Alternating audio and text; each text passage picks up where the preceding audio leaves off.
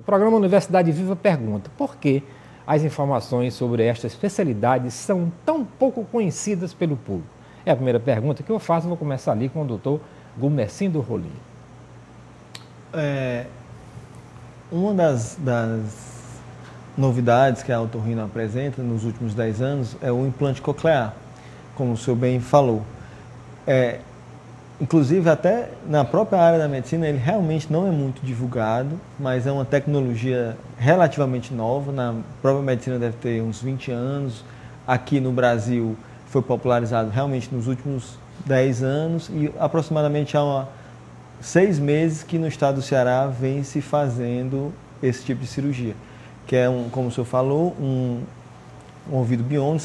São 2 dispositivos, um dispositivo interno e um dispositivo externo, que é colocado em pessoas que perderam a audição ou então em recém-nascidos que já nasceram surdos, e essa pessoa que não tinha audição passa a ter audição.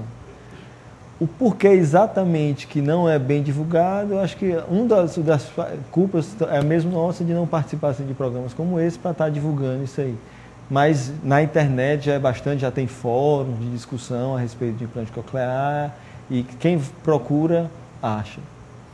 Ok. Dr. João Flávio Nogueira. Boa tarde. Aqui, muito obrigado pelo convite. Eu acho assim, fazendo um meia-culpa, a culpa é nossa própria, dos próprios médicos, os otorrinos principalmente, mas também de toda a classe médica. O conhecimento médico ele é tão grande, cresceu tanto, principalmente nos últimos 30, 10 anos, que hoje é humanamente impossível uma pessoa, um médico, conhecer tudo de todas as áreas. Então, pode ser que na cardiologia tenha um tratamento muito revolucionário, que poucas pessoas ainda conhecem esse tratamento e que, por conta disso, é pouco divulgado.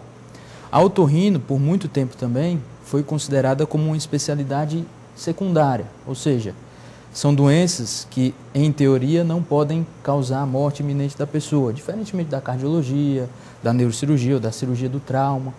Então, em se tratando de uma especialidade que era considerada por muitos secundária e que o próprio conhecimento no meio médico é um pouco menor, é restrito, então, o conhecimento dessas novas tecnologias é muito pouco divulgado ainda em todos os lugares, e principalmente aqui no Brasil, porque a gente não tem como o Gumercindo falou, essa visão toda esses holofotes todos que outras especialidades médicas têm. Ok. Essa é a minha opinião. Doutora Emanuela Macedo. Boa tarde a todos, obrigada pelo convite. Eu concordo com o João quando ele fala que a otorrino, assim, durante muitos anos, eu acho que até agora mesmo, ela sempre ficou como uma especialidade secundária mesmo, assim, dentro do próprio meio médico, né, como uma especialidade assim, muito restrita.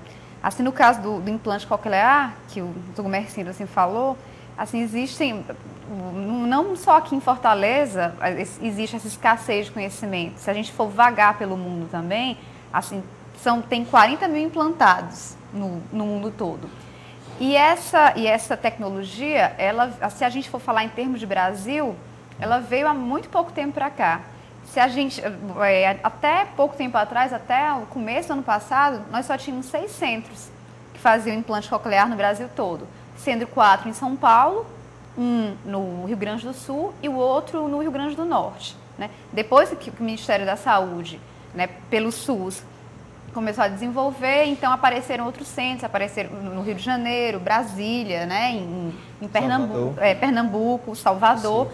E por último, assim, há 6 meses atrás, o Ceará, graças a Deus, foi contemplado também e foi feita a primeira cirurgia de implante coclear, foi em julho desse ano agora.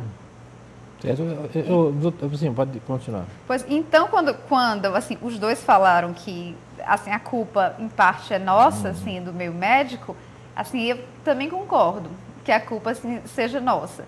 Mas porque também assim, a medicina se estendeu assim tanto que é humanamente impossível assim, uma pessoa só, uma especialidade só deter tanto conhecimento. É tanto que as nossas novas tecnologias, não só o implante coclear, assim, outras que vêm surgindo, assim, como o neuronavegador, né? que o João Flávio sabe bem, são coisas assim que se você perguntar para um cardiologista, possivelmente ele não saiba, se você perguntar para um reumatologista, ele também não saiba, assim como pode acontecer de que tenham métodos avançadíssimos na cirurgia cardíaca que nós, otorrinolaringologistas, não saibamos, porque é impossível concentrar tanto conhecimento numa especialidade só. Pois é, doutor Gumercindo, aquele médico, né, que chegava, principalmente o médico da família, que chegava na sua casa, ele tinha uns aparelhos estranhos, né? Batia aqui martelinho. Não, um martelinho, né? Para mim é muito estranho, aquele martelo ali é estranhozinho.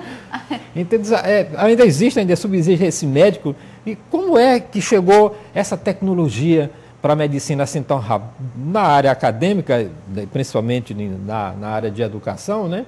A gente sempre costuma colocar o professor e o médico, né, vindo do século XIX, né? E para o século XX em uma nave espacial, né? Os dois chegam, né?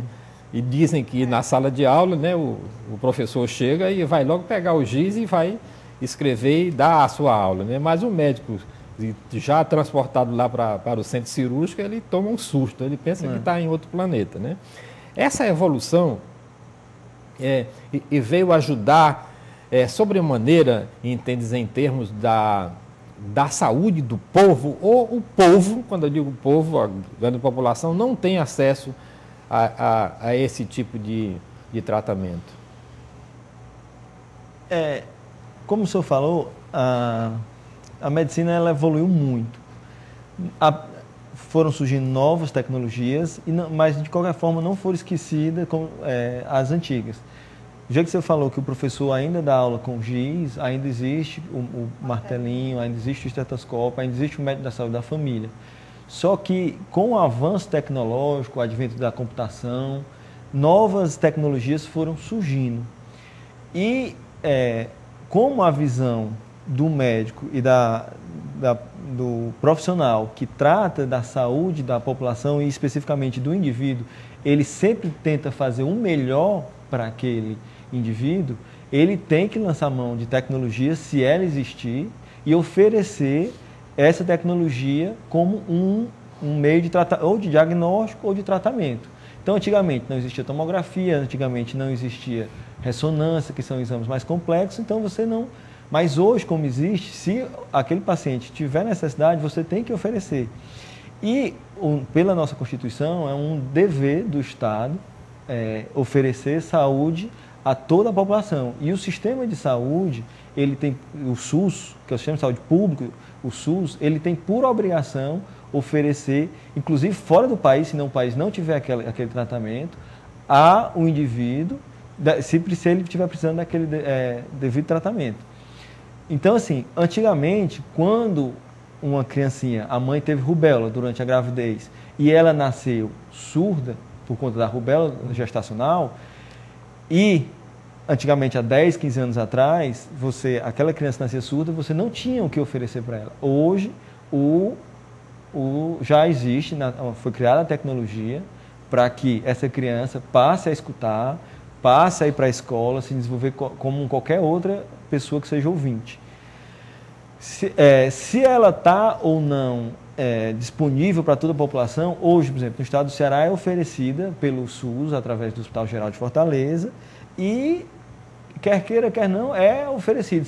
Pode até ter uma fila ali e tal, mas é oferecido. E eu acredito que até em outras áreas da medicina, por exemplo, na questão da AIDS, o Brasil foi um dos primeiros países do mundo a oferecer gratuitamente, em ampla base populacional, todos os medicamentos antirretrovirais, aquele famoso coquetel.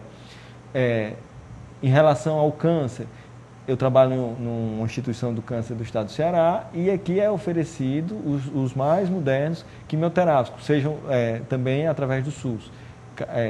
Até quimioterápicos, às vezes, que são bastante dispendiosos, bastante caros, né?